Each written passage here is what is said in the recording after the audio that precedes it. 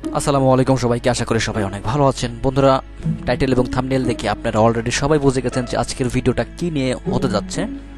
হ্যাঁ, আজকের ভিডিওতে দেখাবো যে কিভাবে কোনো সফটওয়্যার ছাড়া, কোনো কষ্ট ছাড়া মাত্র এক ক্লিকে আপনারা ফটো ব্যাকগ্রাউন্ডটাকে রিমুভ করে ফেলতে পারবেন। ফটো এডিটিংয়ের একটা বড় ব্যাপার স্যাপার আছে ব্যাকগ্রাউন্ড এডিট নিয়ে। অনেক সময় আমরা ব্যাকগ্রাউন্ডটাকে চেঞ্জ করে অন্য আর একটা ব্যাকগ্রাউন্ড করে দিতে চাই। তো এই ধরনের সিচুয়েশনে আমরা যখন পড়ি তখন ব্যাকগ্রাউন্ড রিমুভ করে নিয়ে অনেক ঝামেলায় পড়তে হয় অনেক সময়। সো আজকের এই ভিডিওটা দেখলে আপনারা এক ক্লিকে ব্যাকগ্রাউন্ড রিমুভ করে ফেলতে পারবেন, কোনো কষ্ট ছাড়া, কোনো সফটওয়্যার ছাড়া। তো এই জন্য প্রথমে আপনাদের চলে যেতে হবে যে কোনো ব্রাউজারে।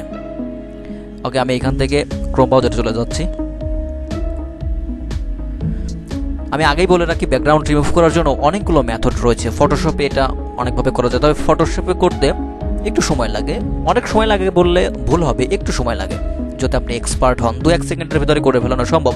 কিন্তু আপনি যদি আরও ফাস্ট করতে চান, যে আমি আরও ফাস্ট করতে চাই, তাহলেই আসলে এই মেথডটা। তারপরেও ফটোশপের সাথে এই সাইডের তুলনা হবে না, আমি আগেই বলে রাখছি। ওকে, আপনাদের এখন একটা সাইডে চলে যেতে হবে, সেটা হচ্ছে রিমুভ বিজি। এই যে আমি এখান থেকে লেখার সাথে সাথে চলে আসলো রিমুভ বিজি। লেখার পরে আপনি যদি এন্টার করেন তাহলে আপনাদের সামনে এরকম একটা ইন্টারফেস শো করবে। তার এখানে আপলোড ইমেজ করবেন। যে ইমেজটার আপনি ব্যাকগ্রাউন্ড রিমুভ করতে চাচ্ছেন সেটা আপলোড করবেন। এখানে ধরুন আমি এই ইমেজটার এখন ব্যাকগ্রাউন্ড রিমুভ করব।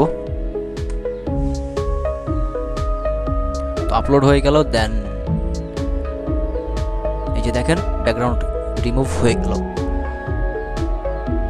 ব্যাকগ্রাউন্ড এখন হচ্ছে ট্রান্সপারেন্ট ব্যাকগ্রাউন্ড রয়েছে, তার মানে ব্যাকগ্রাউন্ডটা এখন পুরো ফাঁকা। আমি এইভাবে ডাউনলোড করে দিতে পারি, অথবা আমি যদি ইনস্ট্যান্ট এইখান থেকেই একটা ব্যাকগ্রাউন্ড লাগাই দিতে চাই তাও পারবো। এখানে এডিটের চাপ দিলে আমি আবার দেখাচ্ছি। এই যে এইখানে এডিট লেখা আছে, এখানে এডিটে যদি আমি চাপ দিই তাহলে ইনস্ট্যান্ট এইখান থেকে আমি ব্যাকগ্রাউন্ড বসাই দিতে পারবো। তো দেখতে পারতেছেন আমাদের ইমেজটা ফুল স্ক্রিনে চলে আসলো। আমরা যদি এটাকে ব্লার করে দিতে চাই, তো দেখতেছেন এটা হচ্ছে আমাদের অরিজিনাল ইমেজ।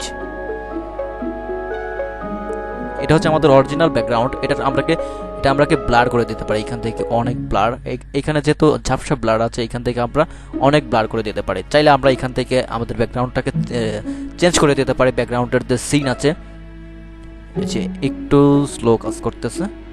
আমি এখানে ক্লিক করেছি ব্যাকগ্রাউন্ডে, ওয়েট করুন, আসতেছে। এই যে আপনি এইখান থেকে ব্লারের যে অপাসিটি আছে সেগুলো কমাতে বাড়াইতে পারবেন। আমি এইখান থেকে এইটা রাখছি। হ্যাঁ, এটাই পারফেক্ট মনে হচ্ছে আমার কাছে। তারপরে এখানে অনেকগুলো ব্যাকগ্রাউন্ড আছে, আপনি চাইলে এখান থেকে যে স্টক যে ব্যাকগ্রাউন্ডগুলো আছে সেগুলো ইউজ করতে পারবেন। এখানে আপনি সলিড কালার আছে, আপনি সলিড কালারে ইউজ করতে পারেন চাইলে। এই যে আপনি যদি প্রফেশনাল মানে কোনো কাজ করতে চান, যেমন স্টুডিও বা এক সলিড কালার লাগবে, এই ধরনের যদি ব্যাকগ্রাউন্ড রাখতে চান তাহলে এক ক্লিকে এটা করে ফেলানো সম্ভব।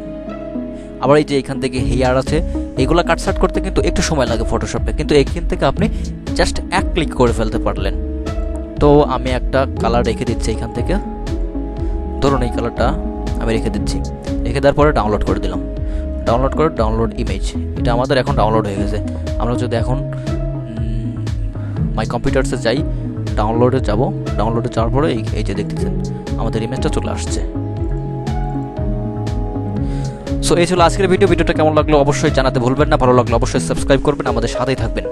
ধন্যবাদ।